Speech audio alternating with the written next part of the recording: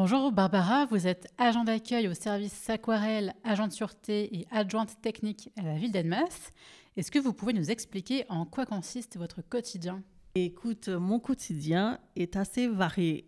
Je suis à la fois à l'accueil, tout en restant vigilant à la sécurité du lieu et des personnes. Concrètement, je m'occupe d'accueillir et d'orienter le public, mais aussi d'être à l'écoute des besoins et d'apporter des solutions. Quand je n'ai pas immédiatement l'information, je vais à la recherche des infos auprès des bons interlocuteurs pour que la personne reparte avec une réponse claire. Et en tant qu'agent de sûreté, je veille à la sécurité des lieux et des personnes. Et en tant qu'adjoint technique, une semaine sur deux, je suis chargée de la sécurité et de la bonne fermeture de la mairie. Quelles sont les situations les plus courantes auxquelles vous êtes confrontés et les plus inattendues? Alors, les situations les plus courantes, on va dire, ce sont celles où je dois gérer des personnes en difficulté ou parfois en colère. Dans ces cas-là, il faut savoir écouter et surtout garder son calme et aussi trouver la bonne manière de désamorcer la situation tout en restant professionnel. Les situations inattendues, en revanche, peuvent être beaucoup plus urgentes. Une alarme incendie qui impose une évacuation immédiate, une fermeture d'urgence à organiser ou encore un incident humain. Dans ces moments-là, il faut réagir vite, garder la tête froide et appliquer les bons réflexes de sécurité pour assurer la protection de tous. Comment se passe la relation avec le public au quotidien? Est-ce que vous avez une anecdote positive qui vous a marqué? Par exemple, quand quelqu'un oublie un bien, un porte-monnaie, un téléphone, et que je reste après la fermeture pour l'attendre, quand la personne revient, qu'elle trouve son objet, sa gratitude fait vraiment plaisir.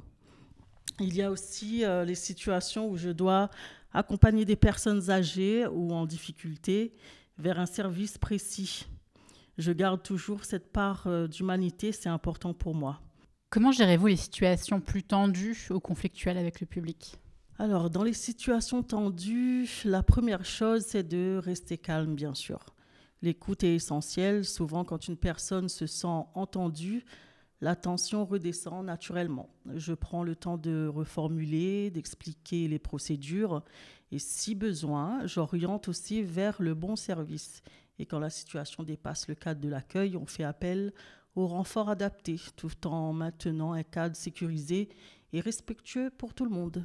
Comment réussissez-vous à jongler entre les différentes casquettes de votre poste?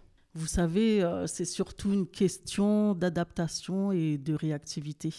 Dans ce métier, tout peut changer d'une minute à l'autre. Donc, il faut être capable d'agir à l'instant en fonction des situations. Mon parcours m'a appris à garder mon sang-froid et à évaluer rapidement les priorités. Chaque journée apporte son lot d'imprévus. Il faut savoir s'ajuster tout en restant rigoureux et attentif.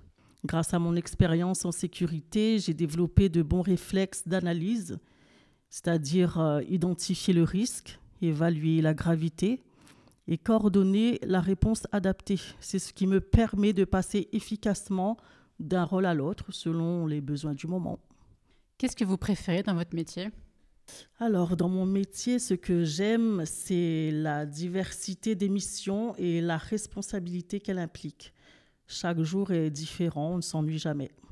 J'apprécie aussi la relation humaine, être utile, aider, sécuriser, rendre service et bien sûr la satisfaction de voir un bâtiment fonctionner correctement sans incident majeur, un incident résolu et un public bien accueilli.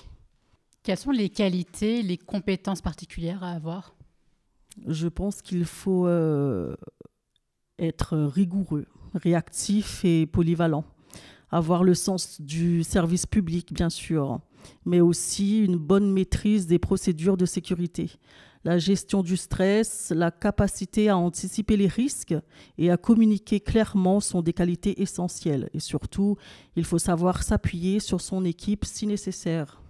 Quel est votre parcours de formation? Alors, mon parcours a commencé en 2009 au RSMA de La Réunion, où j'ai suivi une formation militaire. C'est là que j'ai acquis la discipline, la rigueur et les premières bases en sécurité. J'ai également obtenu les diplômes nécessaires pour exercer dans ce domaine. En 2020, j'ai décidé de passer le SIAP 2, le diplôme d'agent de maîtrise en sécurité incendie et d'assistante aux personnes.